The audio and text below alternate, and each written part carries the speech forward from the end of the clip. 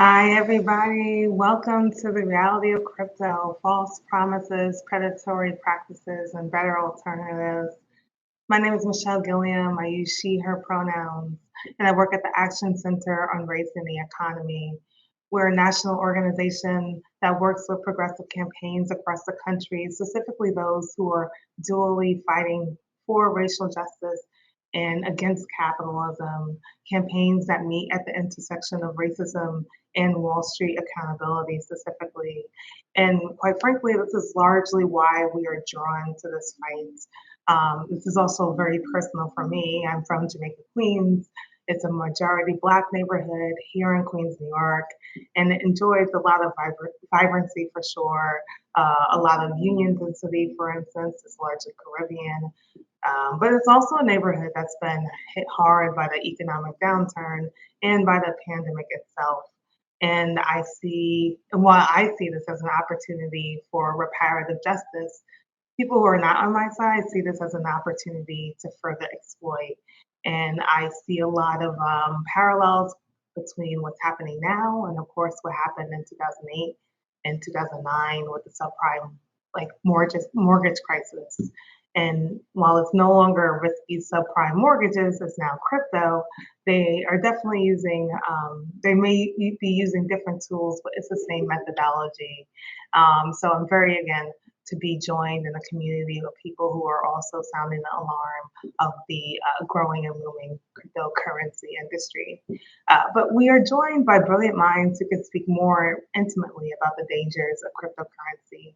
And I'm first going to kick the program off with our first speaker, Professor Derek Hamilton.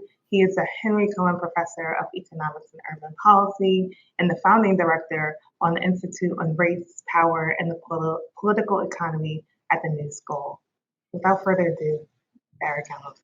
Good morning, Michelle. Pleasure to be on with you, and I love that background that you have. It's beautiful. It's very Queen, very diversity. So yeah, Derek, so would you like to get started and talk a little bit about what you see as the qualms of the proliferation of crypto, specifically its dangers on Black and Brown communities in America?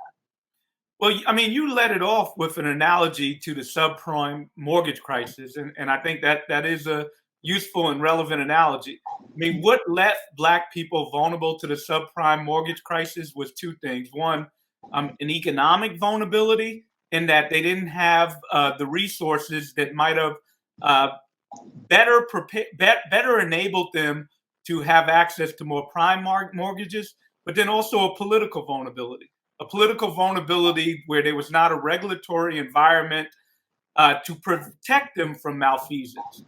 And then, of course, their race themselves, that throughout American history, the identity of being Black has never been treated the same and offered the same dual process. And that identity itself has, unfortunately, negative transactional value. But then here was another aspect of why subprime was perhaps more hard-hitting and disproportionately directed at Black people. We described, right, the economic, political, and race vulnerability is why they're targets for certain types of products. But also, ironically, the desire to uplift oneself leaves one vulnerable to predatory products.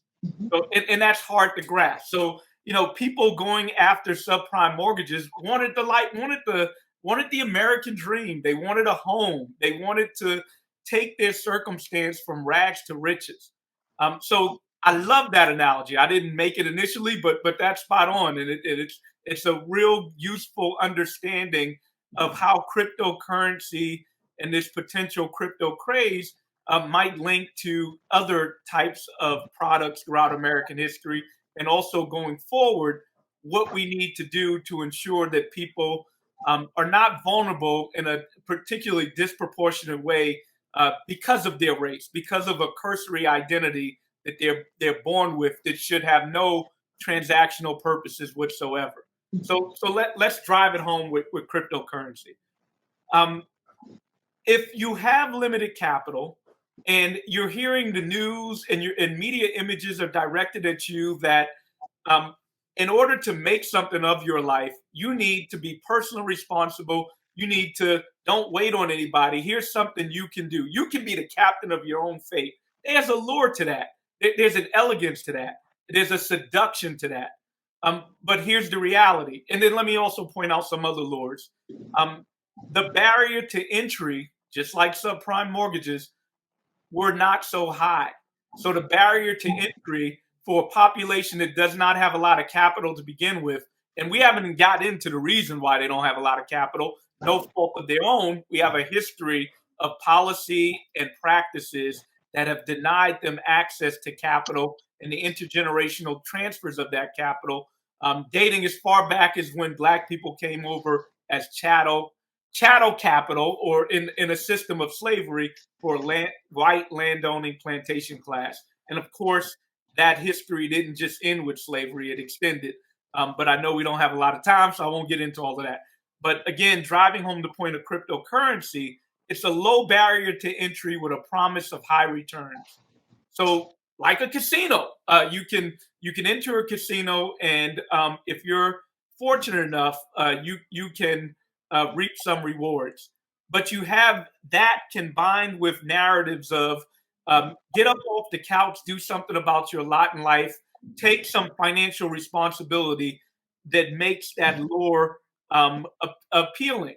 So, basically, what I'm trying to get at is that it is a vulnerability that preys on people's desire to make something of themselves. And there's the irony and there's the pernicion. Mhm. And we haven't talked about cryptocurrency. I'll say a little bit.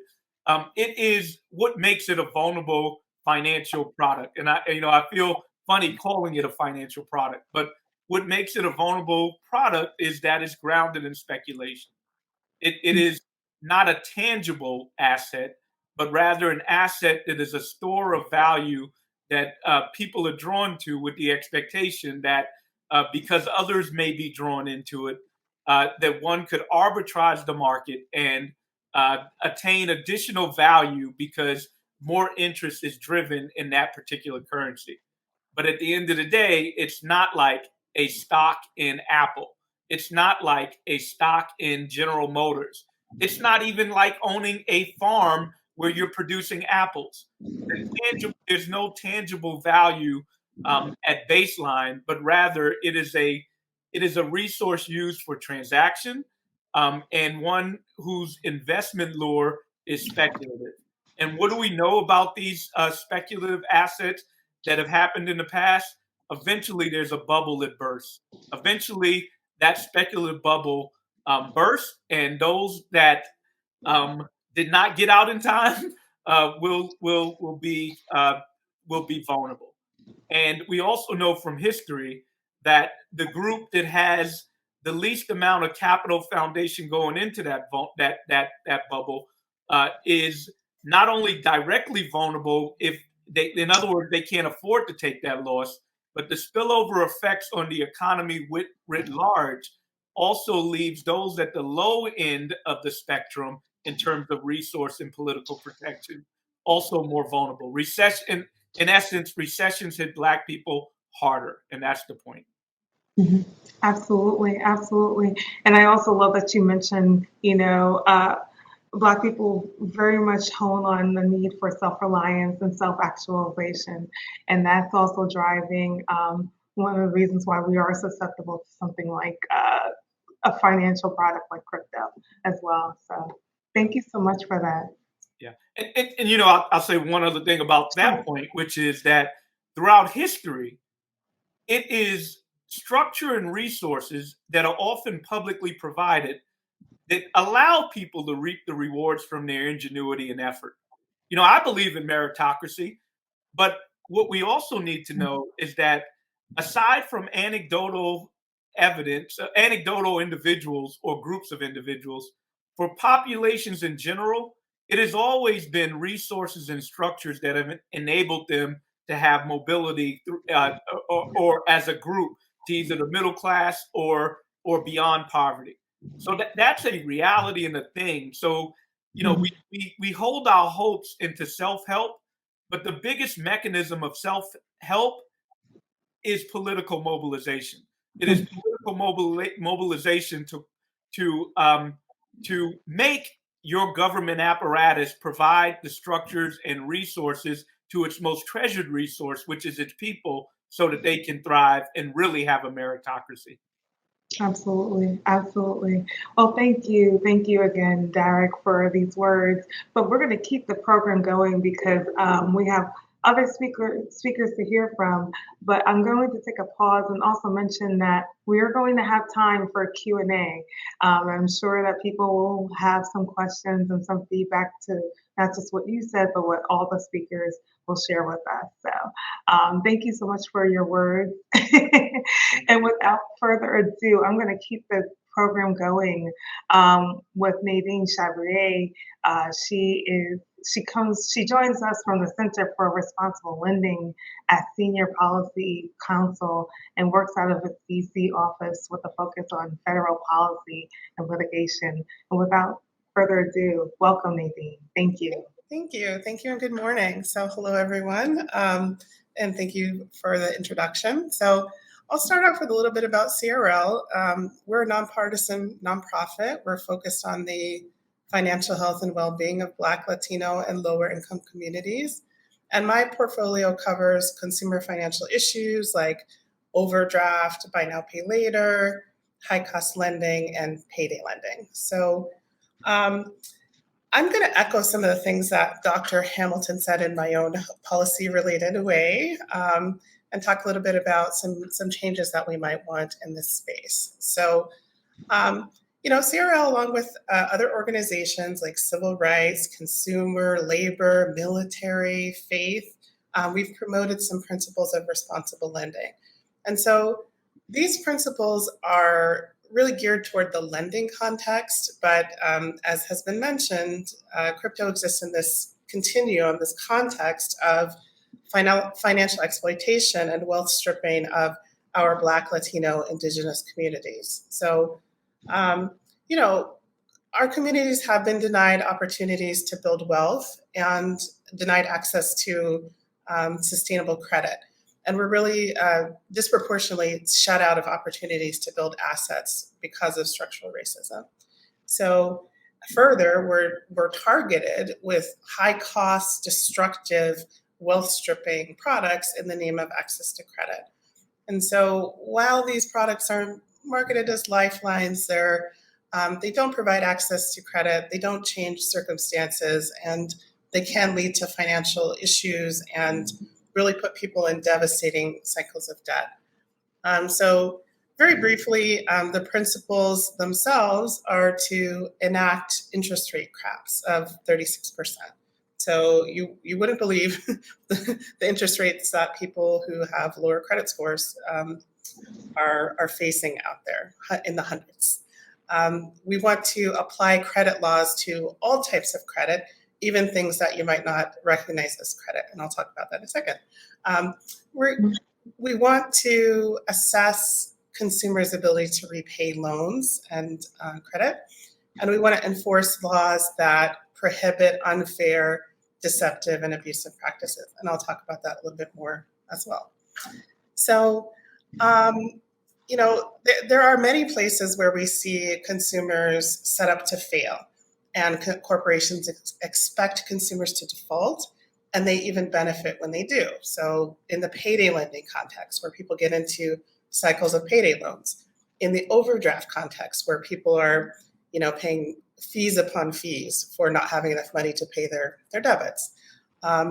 These products extract fees and interest from lower income communities and people, and the burden is concentrated on folks who really can't afford it.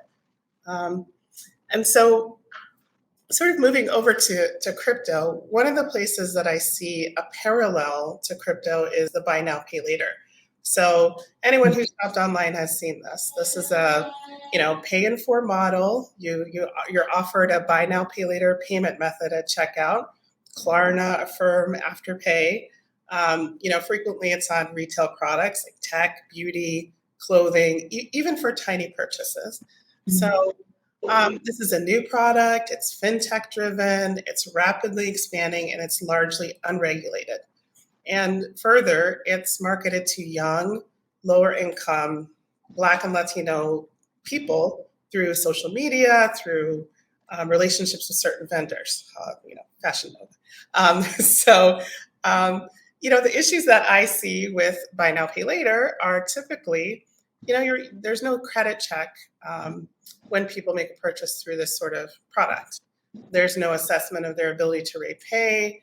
And typically, people who use this type of product stack their purchases and have multiple buy now, pay later accounts out there. So they may have payment due dates all over the place. Unlike credit cards, you can sort of count on when that payment date's going to come. You could have it on any given day of the month.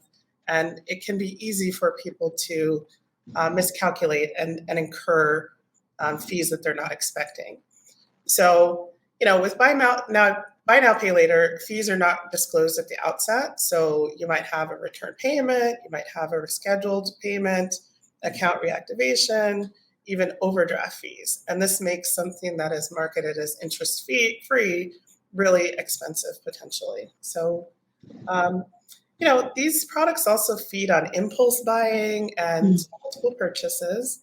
And there's a big element here of surveillance marketing. So the companies are collecting data on the consumer without really their knowledge and using it to drive more purchases. So there's a lack of uniformity in this space that really hurts consumers. Mm-hmm. So in this context, some of the changes that we're advocating for is regulating this credit product, buy now, pay later, like a credit card. So disclosures so people know what fees they might face, statements so they can keep track of their payments and fees incurred. Again, assessment of ability to repay, and fraud rights and dispute rights, which are very helpful in the credit card context, but don't exist in this space. So connecting those principles of responsible lending and these things that we want to see in the buy now, pay later space to cryptocurrency, these products exist in the context of wealth stripping. So people of color disproportionately lose money in this sector. And, notably, some of the industry and consumer groups agree on the need for study and regulation in the crypto space. Mm-hmm. So one space I see that we could see some change in is lending on cryptocurrency. So there's a great concern for the consumer when they borrow against a currency that gets devalued. So they lose money on the currency and they default on the loan. I mean, it's devastating. Mm-hmm. So in addition to that, there's a lack of a credit check. So they may not be able to pay back the loan without the currency, and then they lose the currency. There's again, can be very devastating for a consumer. Another area connecting to these principles of responsible lending is disclosures. So cryptocurrency feels murky for a lot of people, feels like it's some sort of secret. Disclosures will ensure that consumers are aware of the risks associated with their money and any fees associated and any issue that they might arise in their use of the product. Finally, unfair and deceptive practices. So is the marketing deceptive? Is the message getting out to people that they're going to get rich off of that and they're not? Is the terminology used deceptive, like stablecoin or reserves? Those sorts of things can be addressed. And so, in order to address this space, we generally rely on regulation to level the playing field for consumers with respect to financial products. So we put guardrails on products for consumers. We promote information and uniformity. We put standards for products. So the Consumer Financial Protection Bureau, for example, could use its authority to look at cryptocurrency as a non-bank entity that poses a risk to consumers and put parameters around companies that need supervision. So companies that are working above X amount of dollars in some sense. Look at unfair and deceptive practices and enforce those against companies. CFPB could collect data about disparate impacts or data generally about these companies.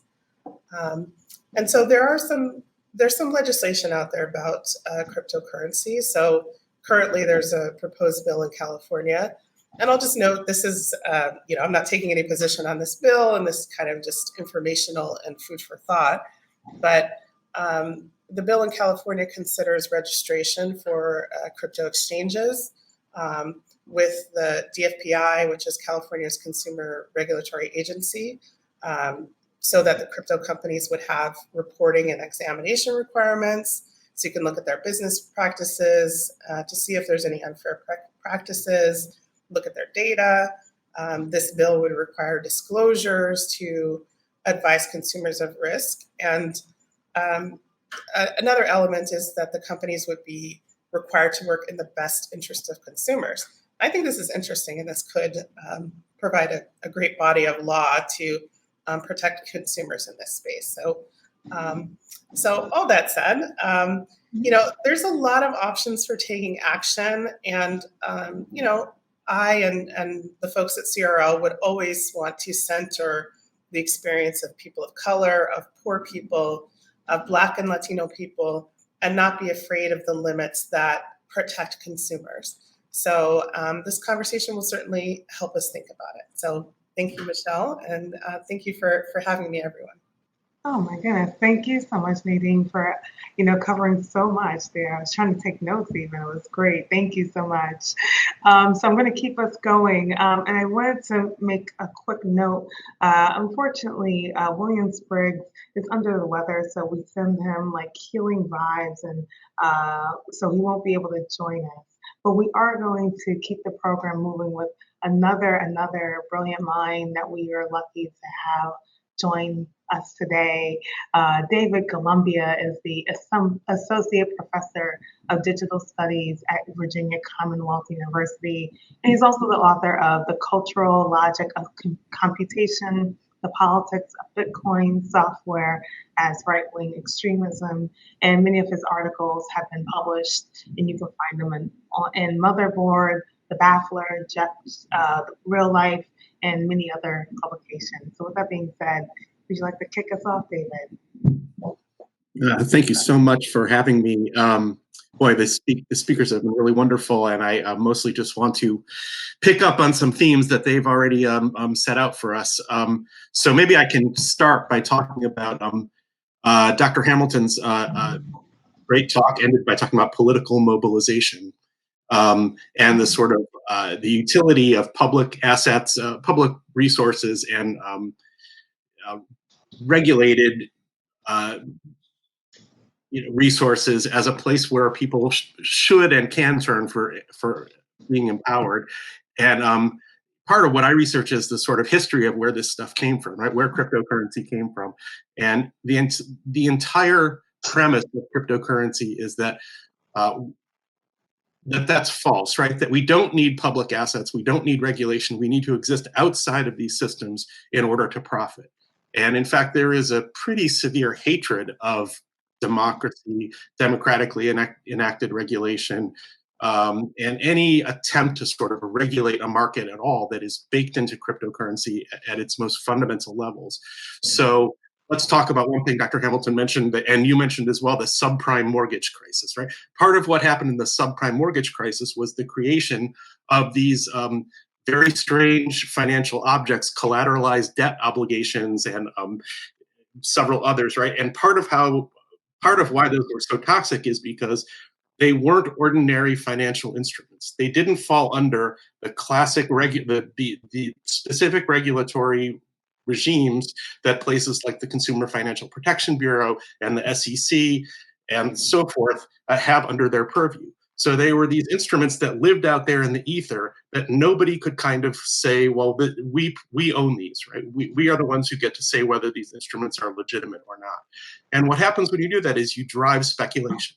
You drive speculation that is not interested in legitimate financial products, right? So it's like a honey trap for people who don't actually have the best interests of those who are doing the investing in mind, right? Because people who do, Dr. Hamilton mentioned Apple stock and a farm, right? People who do have a product to sell or something to grow, they go to the places where you can get regulated financial products because they can tell the bank, look, I have a farm here, I'm going to grow something.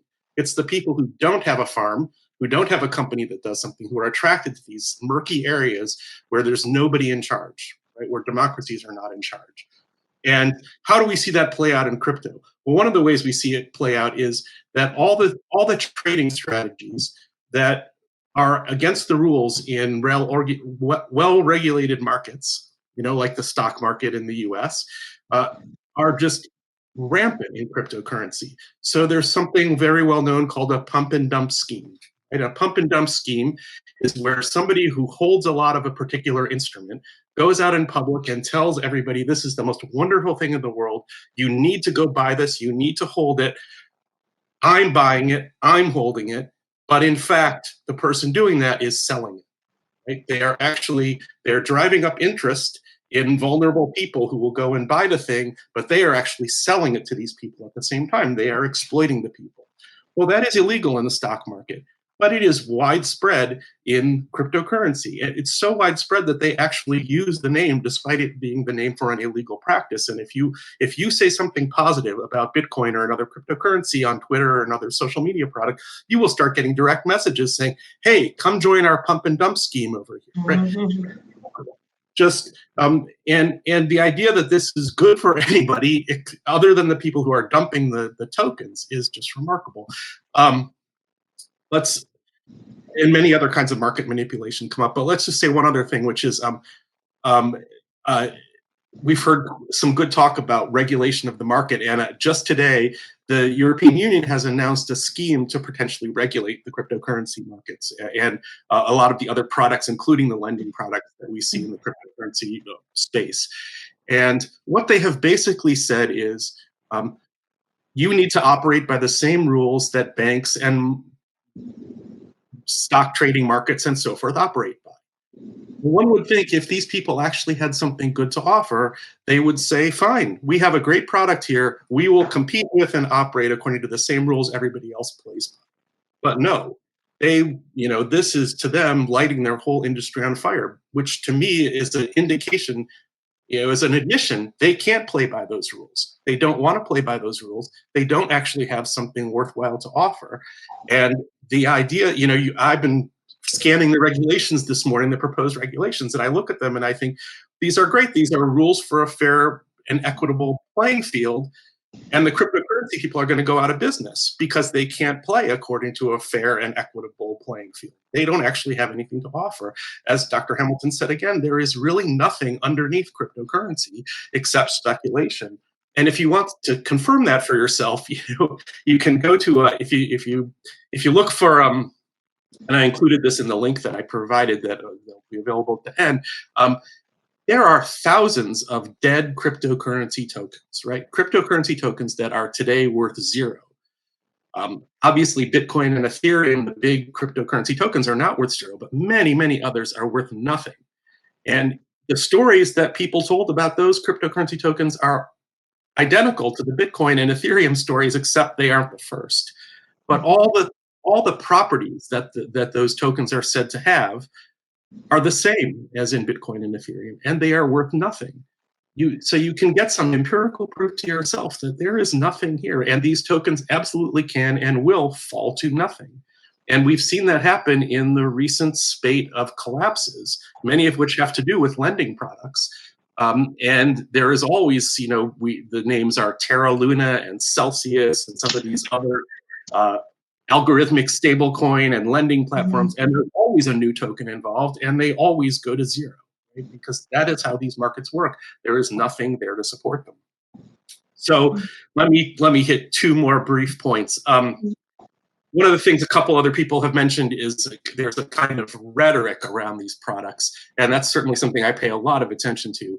And part of the people are sort of pushed to engage in these products through the use of rhetoric. So one of the phrases we hear is the democratization of finance. That cryptocurrency democratizes finance. Other phrases we hear are things like banking the unbanked. And in fact, one will often be attacked if one says like, "Oh, I don't think this stuff works for those people." You'll be trolled with why do you hate the unbanked? Why do you hate poor people? And you're being trolled by people who actually do hate the poor people and are trying to exploit them for very wealthy people who own most of crypto, who are going after some of the poorest people in the world. It's just shocking. But when they use words like democratization of finance, they are not talking about what I think the people on this panel are going to agree would qualify as democratization of finance, meaning participating in well-regulated markets and banks and credit unions that are insured, that have low fees, that are available to everyone, products like postal banking that people have proposed that really do extend the banking franchise to anyone who wants to be involved and don't prohibit people who don't have a lot of assets. Those are terrific. But that is not what we get in these, right? And the idea that one is banking the unbanked by getting them into these incredibly risky lending platforms and trading platforms that have a history of going out of business constantly. Whereas if you look at a product I happen to like a lot, which is credit union checking accounts, the number of people who have lost money in credit union checking accounts over the past 50 years is close to zero, partly due to great, insurance products that are sold on these. So an ordinary depositor typically does not lose their money. But even in the savings and loan crisis, people were made whole, and those were already institutions. But people are made whole through insurance and laws and so forth. That does not happen in these lending platforms. They just lose everything. One other little interesting piece of the rhetoric is we hear the phrase human rights be used a lot, right? And this is an incredibly cynical use of human rights by these crypto promoters who could not care less about human rights. And in fact, to lead into my last point, underneath all of crypto promotion is a real hatred for democracy and democratic governance. That is absolutely clear in all the documentation, all the writings that the people who've created these tokens and the precursor tokens and so forth. That's in many ways their fundamental commitment. There's often a lot of liking of authoritarian figures. There's been a lot of sort of pro-Putin talk in the cryptocurrency world, and a great articulation of example of what they mean by human rights is that, well, I have the human right to give money to Putin and Russia despite the international sanctions on them because I use crypto, which can't be prohibited by governmental intervention. And that's what they mean by human rights. The human right they mean is the right to transact freely without any governmental oversight. So we could reframe that as absolute unregulated free markets.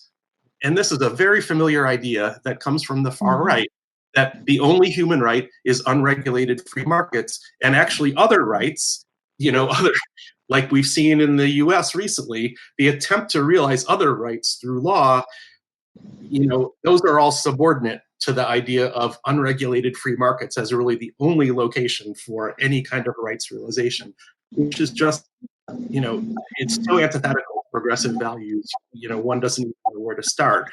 And I guess I'll close by saying I encourage people to watch out for, there is a human rights foundation that actually claims to be promoting human rights by promoting cryptocurrency.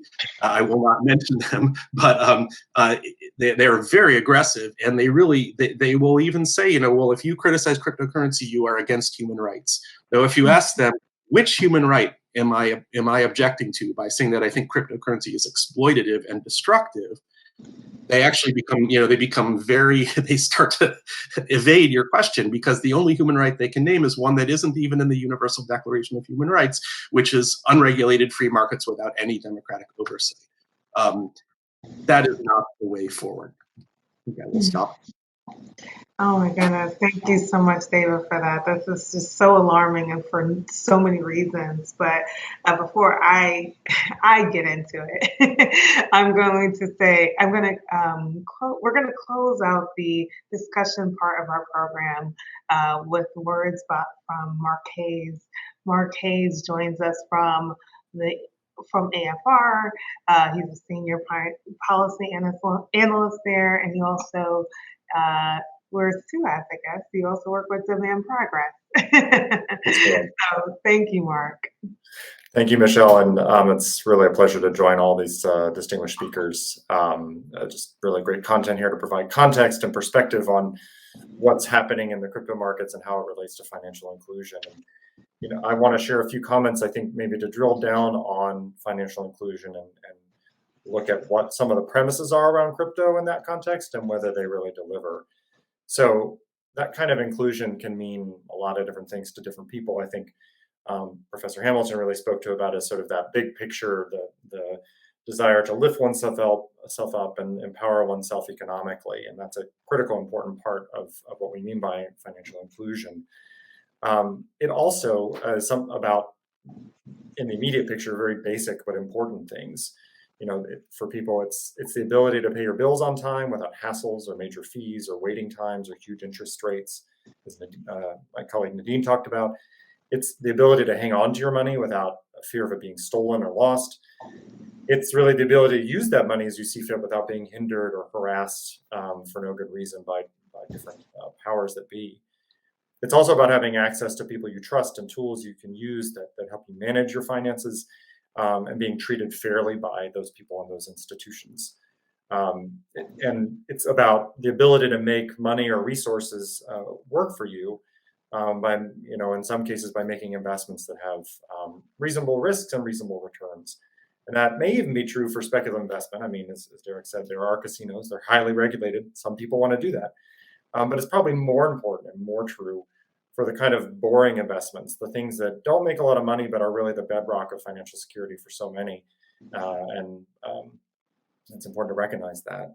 And lastly, I think what inclusion means is, in some contexts, is to be able to deal in good faith with others, that you can put some trust that folks will play by the rules, and if they don't, that they'll be held accountable and called on it. Now, everyone on this call, I think, would agree and has done work to call out the traditional financial system for ways in which it and the actors within it have failed in many ways, and they have. No one's saying the traditional financial system is perfect. It has a tremendous number of problems that we're all working to address. Many crypto boosters really promise to be the answer. And we've heard a little bit about why, but I think it boils down to, we're different, we're transformative, we're innovative, we're disruptive. But the question we're asking here today, is it really different? Do we actually see that in practice? Or is what we see really repeats of some of the same mistakes, the same exploitive practices we've seen in the past?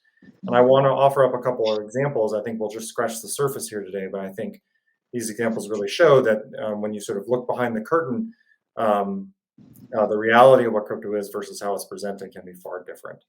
Mm-hmm. So first of all, a lot of crypto boosters talk about cryptocurrency as a way to make faster, cheaper payments. The idea is the blockchain will solve that for you. You don't need banks to do it for you. You can just jump online and send your money and go. But the reality is that in most places, it's still very hard to use crypto to buy anything meaningful.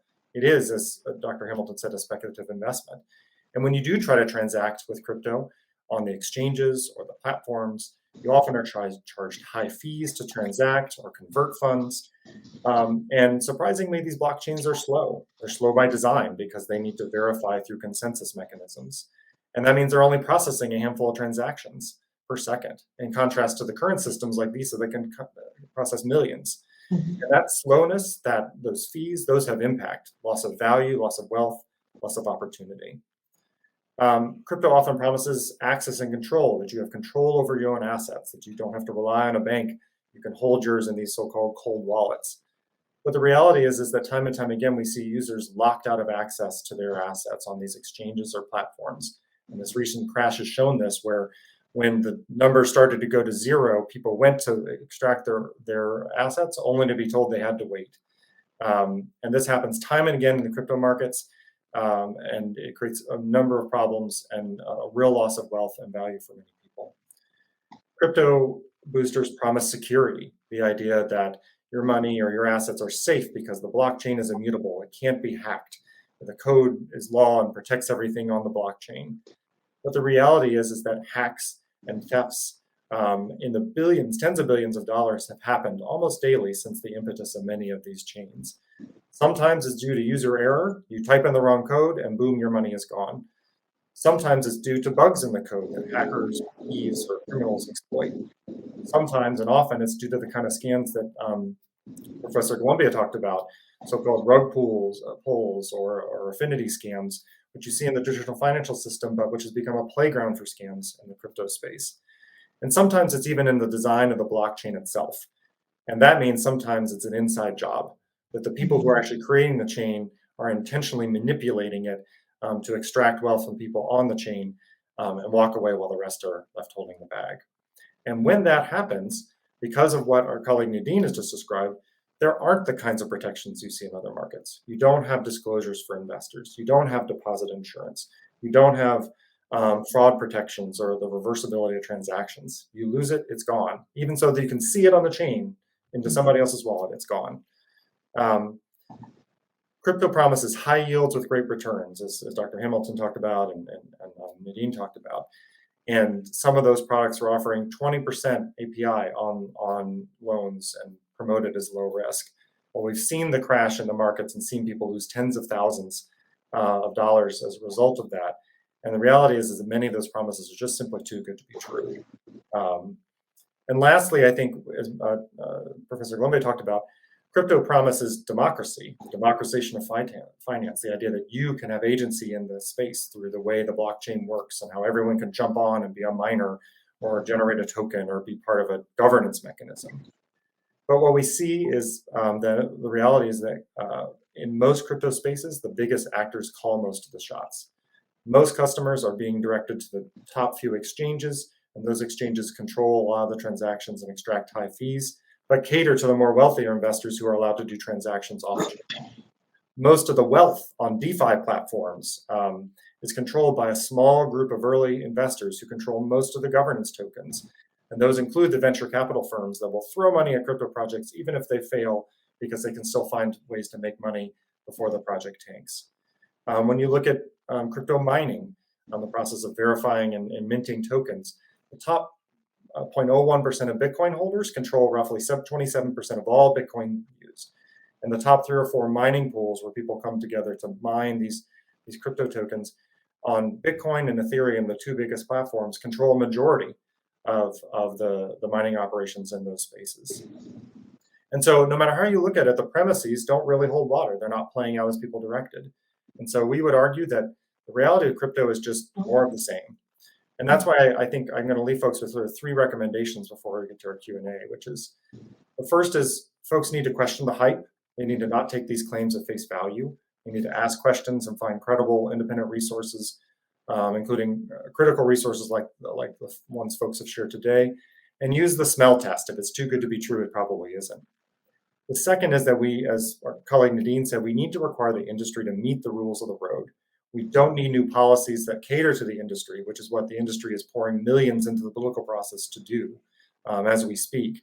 Or we have time-tested tools that can provide at least minimum protections for consumers. The crypto industry needs to meet those rules of the road and show they can operate in a competitive environment or shape up and ship out. And to do that, policymakers need to do their jobs. and not be swayed by crypto industry political influence. Right now, there are bills being presented like the Senator Gillibrand and Senator Lummis bill, which is a comprehensive regulatory platform for crypto. But when you unpack it, it's a grab bag for industry interests and would actually not only provide light touch protections, but would undermine our existing protections in securities and consumer protection.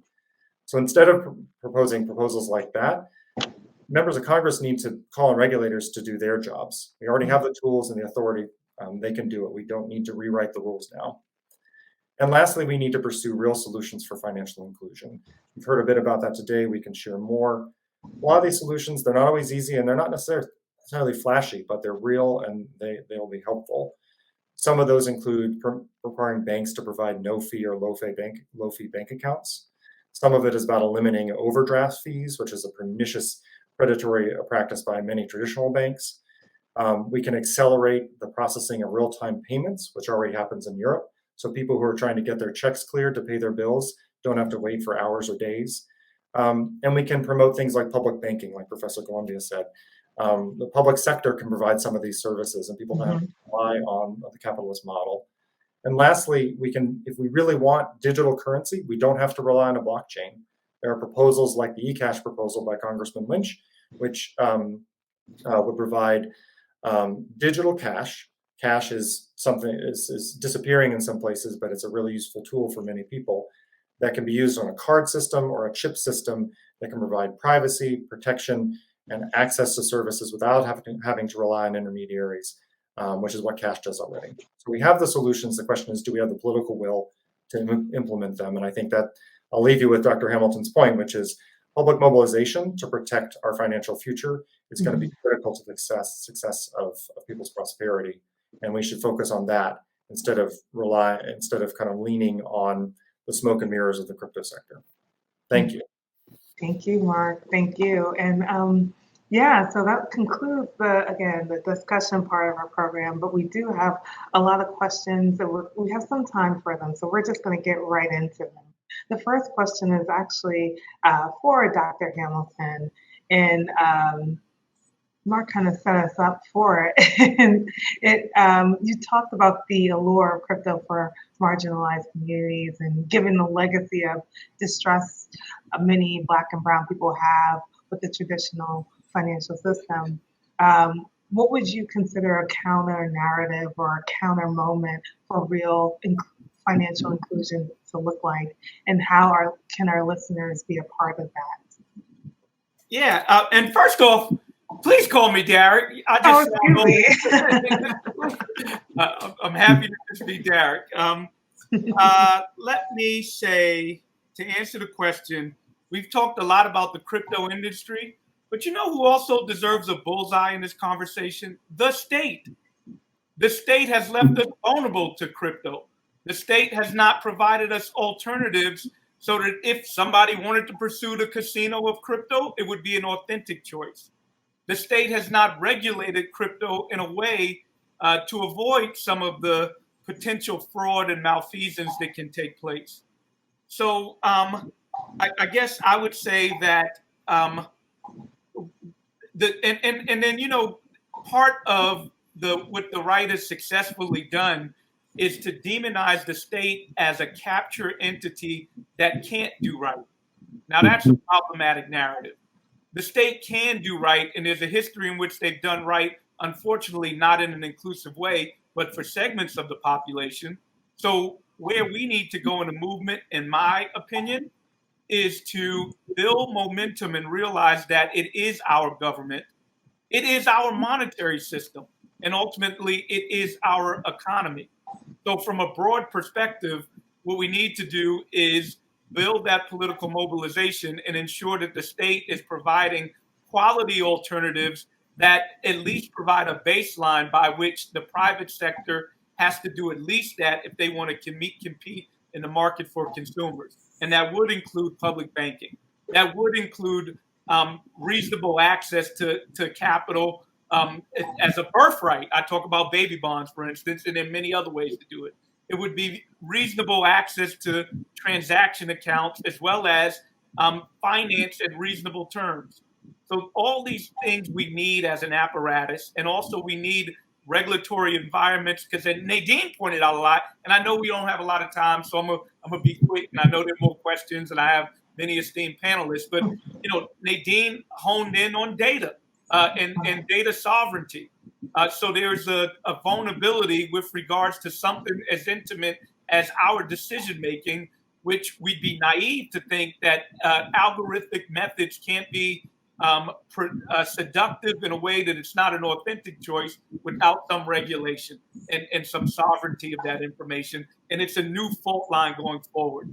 So I will sum up and say, when it comes to rights, we need to think about economic rights, and that includes the right to banking, the right to capital. And again, wherever you are in the ideological spectrum of socialism or capitalism, these are rights, and you can have both. And again, we can argue where we should be. And the state has a fiduciary to ensure that, and we make the state fulfill that. And then lastly, as it relates to currency, we haven't brought this point up either. It also can become destabilizing if indeed crypto is to get to the point where it does have might. Imagine a private entity like Amazon requiring that we use their own currency to purchase that huge, expansive market, and what that can do to a state's capacity to intervene, to have monetary power when we face an economic downturn. So be careful about democratization. What we mean by democratization is we want to have ability or agency to influence the state as it relates to what I think should be a natural monopoly, which is currency issuing and control.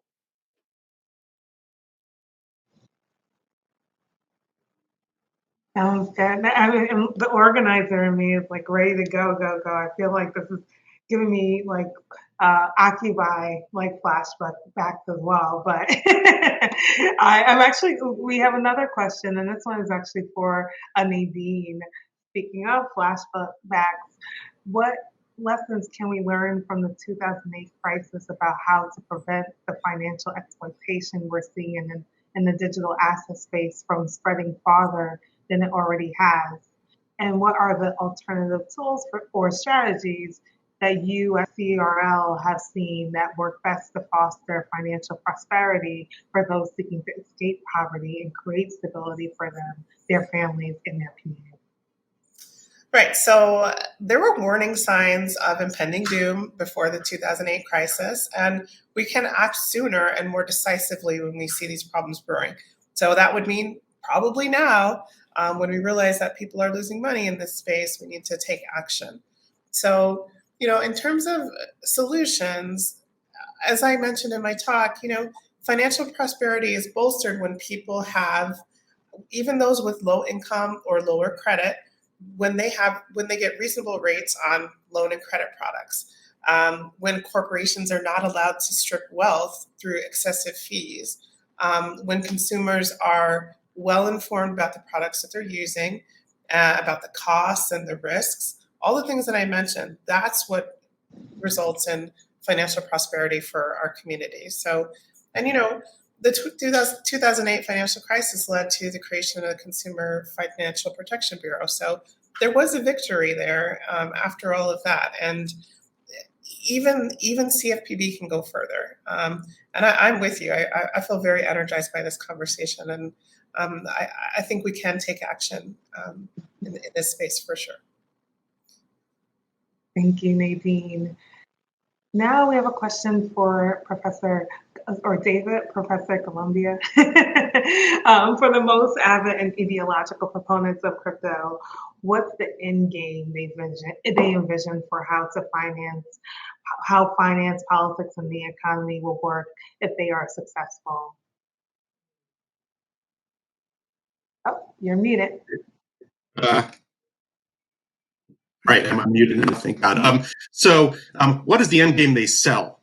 The end game they sell is some kind of very vague vision of widespread financial prosperity, where in fact a somewhat central entity, the creators of cryptocurrency, have somehow distributed prosperity widely across the board. And it's ironic that they sell this because that is what I think in its best moments the state is trying to do. And in fact, using tools that We understand some progressive economists advocate like modern monetary theory, the idea that the state could distribute resources more equitably and financial inclusion more equitably is something that we should be talking about and that might well work in the context of a well-regulated apparatus. But that's what they say they're selling. That isn't what they are really selling. What they are really selling is massive wealth concentration among a very, very small number of people. And they could not care less about what happened to the rest of us. And, I think as in climate change, a lot of us look at this and say, well, how can these few very rich people think they are going to survive when everybody else is going to be just ruined by what is happening? And, climate change and cryptocurrency are not unconnected. We haven't really talked about that much, but the same kind of vision that the rest of us just stand there with our mouths open and say, how in the world can what can you really think is going to happen here? When everybody else is ruined, you're going to be ruined too. But they seem to have a very short-term outlook, right? I'm going to get rich, and the rest of you can stuff it. And that's not the world I want to see, and I don't think it's the world any of us want to see. Not at all, not at all. Thank you, David. Next question is for Mark, and it's for I know we have a lot of policy people in the audience, but what's your message to policymakers who want to pursue reforms to address the new industry's excesses and abuses? That's a good question, Michelle. Thank you. I think I touched on a bit initially in my comments, so maybe I'll elaborate. I think a lot of smart people know that, that with this current crash, we've seen the excesses of the industry come home to roost. And even the industry itself has changed its tune. Initially, the crypto sector really wanted to exist outside the regulatory perimeter, but at some point, cooler heads prevailed. And now the messaging coming from the industry is like, of course, we want to be regulated.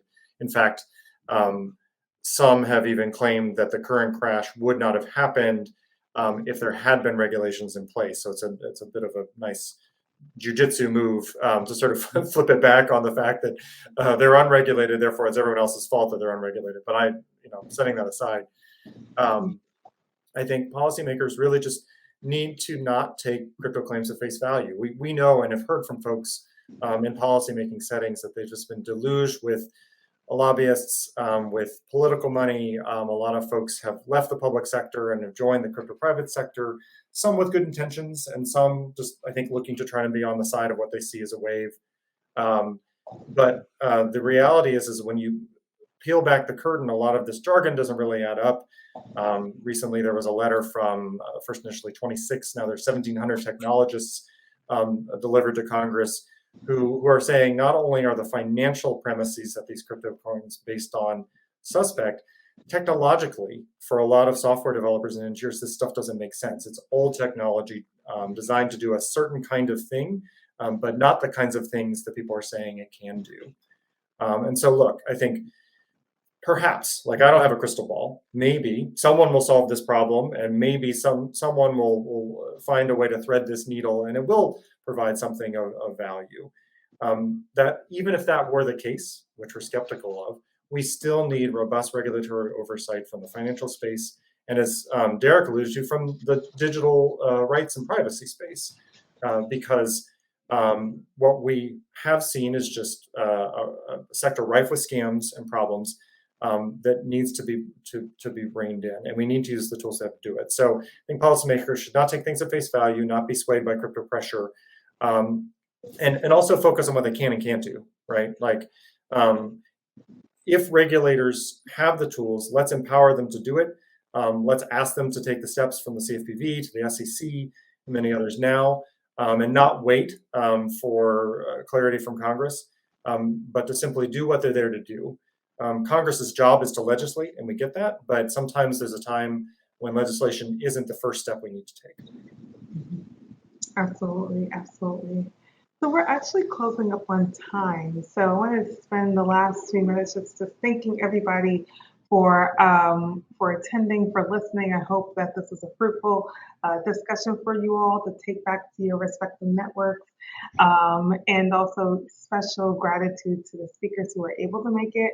And again, we hope that Williams-Briggs, has a speedy and full recovery. But with that being said, I'm going to close this out. I hope everyone remains safe and healthy, enjoys the start of their summer, and thank you again for joining us today. Have a good one, everyone.